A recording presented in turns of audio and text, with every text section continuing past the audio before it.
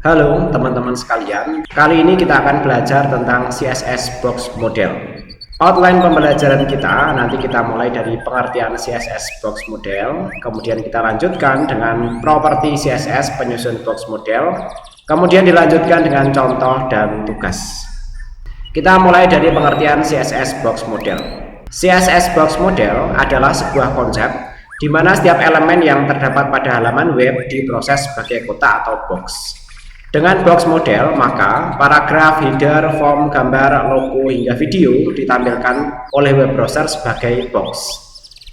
Sebagaimana layaknya kotak, masing-masing elemen HTML ini terdiri dari 4 lapisan, yakni konten atau isinya, kemudian padding, border, dan margin. Keempat lapisan inilah yang membangun CSS Box Model. Lanjut ke properti CSS penyusun box model. Gambar ini diambil dari W3 School, menggambarkan komposisi dari CSS Box Model. Di sini ada konten, padding, border, dan margin ya. Kemudian di sini ada garis tepi konten, kemudian di sini ada garis tepi padding ya. Di sini ada garis tepi border, dan di sini ada garis tepi margin.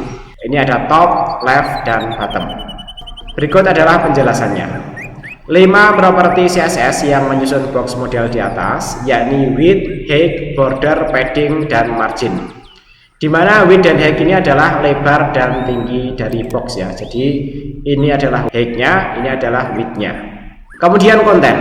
Konten atau teks dari sebuah elemen berada di bagian tengah.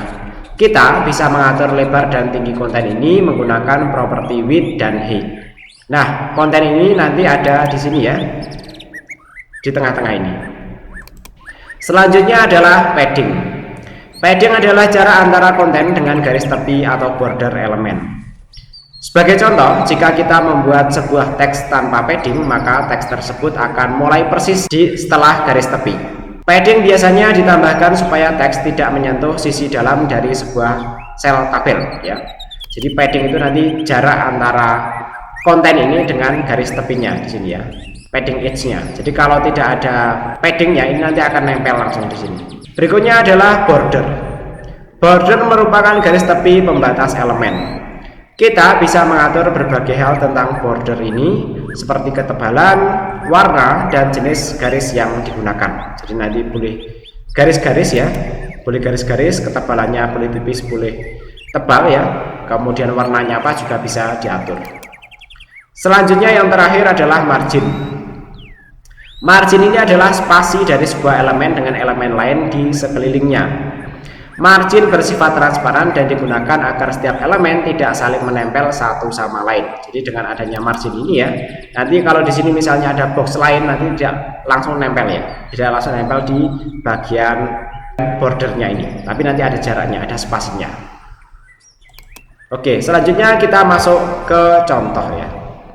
Nah, contohnya nanti kita misalnya punya sebuah kode program seperti ini title-nya, ini header-nya, dan ini ada blok CSS atau style CSS-nya ya.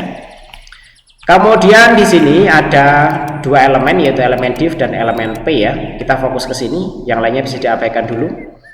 Kemudian kita menggunakan dua selektor, yaitu div dan p ya. Kita atur yang pertama, width-nya 300 pixel, kemudian height-nya 50 pixel, padding-nya 15 pixel, border-nya 5 pixel solid red ya. Kemudian margin-nya 20 pixel.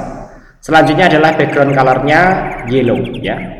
Kalau kita perhatikan di sini tidak menggunakan keyword box sama sekali.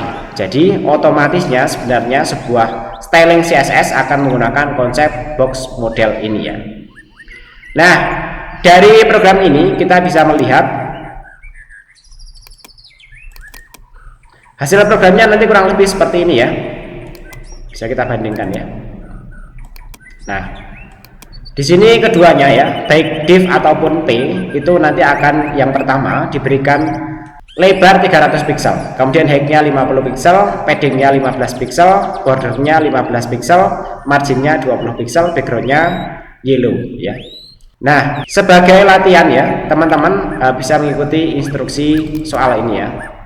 Sederhana saja, silahkan rubah ukuran dan warna pada box CSS di atas menjadi bagian tengahnya berwarna biru, garis tepinya berwarna hijau, jarak tulisan dengan garis tepinya lebih dekat, dan tulisannya menjadi berwarna putih, dan jarak antara dua boxnya juga lebih dekat ya. Jadi ingat-ingat teman-teman ya, jarak yang diatur adalah bagian marginnya ini ya.